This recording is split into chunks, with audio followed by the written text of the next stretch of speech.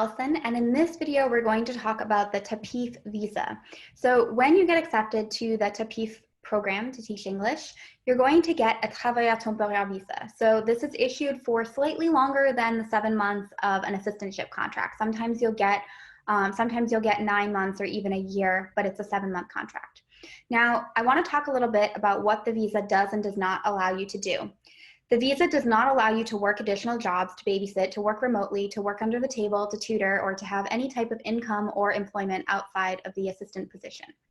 Whenever you get a job in France that sponsors you, you are tied to that employment, and that is the only employment that you are allowed to do on the visa. So there's a lot of talk about having additional jobs or supplementing your income, and most of these are not going to be technically allowed under your visa type. Even if technically they're allowed, with Éducation Nationale allows you to theoretically earn up to 30% of your income through other sources, through supplementary jobs. That does not apply to you if you're on a visa. Now, the assistant visa can be renewed if you have a job that is willing to sponsor you directly at the end of your assistant contract or directly at the end of your visa. So if your visa goes a little bit longer, then you have a little bit more leeway in terms of looking for a job, but that job will have to sponsor you in the same way in order for you to be able to renew your assistant visa in France without going home. If your visa is not renewed immediately, you're going to have to go home to your home country. And if you want to come back to France, then you need to apply for a new visa with a different or with a completely new motivation.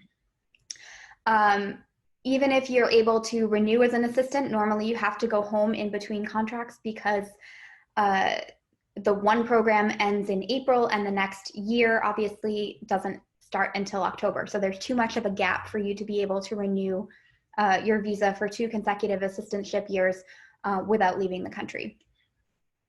Now, if your assistant contract ends and you're still on a valid work visa, if they give you 9 months or 10 months or whatever, you can be eligible for unemployment benefits as long as your visa is valid. So you can file for Pôle emploi right when your assistantship contract is ending, and you may get a payment or 2 from them before you have to go back. You cannot switch to a student, au pair, or visitor status from the assistant visa. You have to go home and get a new visa. Every year, this is a topic that comes up. Assistants want to stay in France. They try to make appointments to change their status from the travailleur temporaire visa to a student visa without going home. And unfortunately, that's not allowed. You cannot switch from a work visa to a student visa without leaving the country. So in order to get this visa, you're typically going to get the TAPIF contract or the arrêté de nomination during the month of September. Schools are closed in August. It's really rare for schools to finalize the paperwork before the summer holidays. So they're going to be sending you the arrêté de nomination once classes have started again. Therefore, you should not expect to have your visa appointment before around September 10th at the earliest, because you're going to have to wait to get that paperwork from the Éducation Nationale before you can submit it to your local consulate or VFS office. So plan to make your appointment with your VFS office for the second half of September. You want to make sure to make your appointment at least a month in advance, because they do fill up, especially at that time of year. It's a really popular time for people to be going, and obviously there's 1,600 assistant visas in the US and several hundred in Canada that need to be processed during several weeks. So you do want to make sure you snag that appointment as early as you can. At your visa appointment, you can be expected to provide the following documents: your passport photos, your arrêté de nomination, your long stay visa form, your OFI form with the top half filled out, bank statements, and plane tickets. Now, because you're going to be provided with a salary and health insurance as part of your contract, you're not expected to provide over a certain amount of financial resources or travel insurance. Although temporary travel insurance can be a good idea, because you're not going to get coverage in France until you've already been working for several weeks. It's a good idea to provide a reservation for where you're going to stay when you first arrive.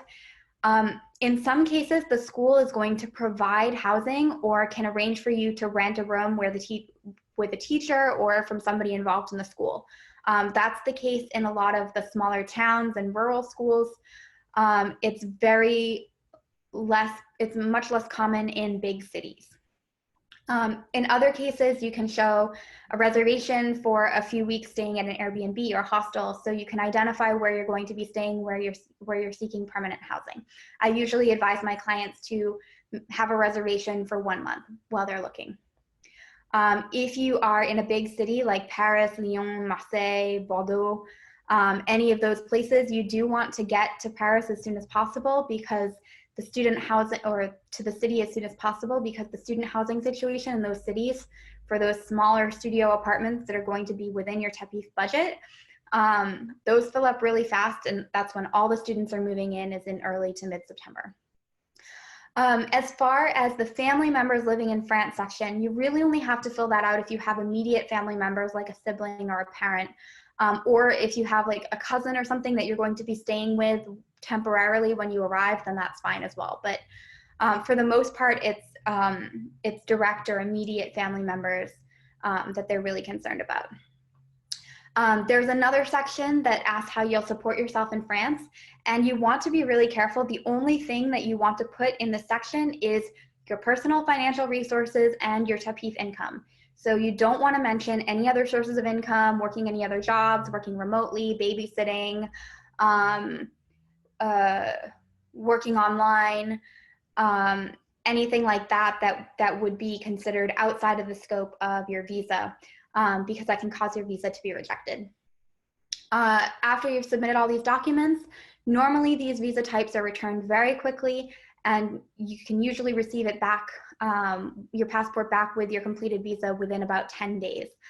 They really do try hard to turn these around so that you can make whatever plane reservation you have as part of your appointment.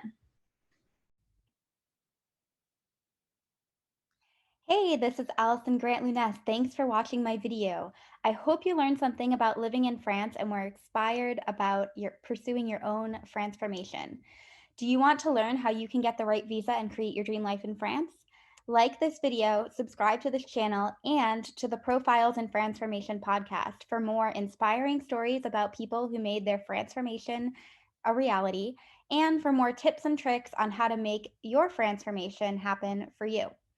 If you want to learn more about what visa is right for you and how to pursue your Franceformation, you can check out my book, Foolproof French Visas, which goes over basically every single way that you can possibly move to France.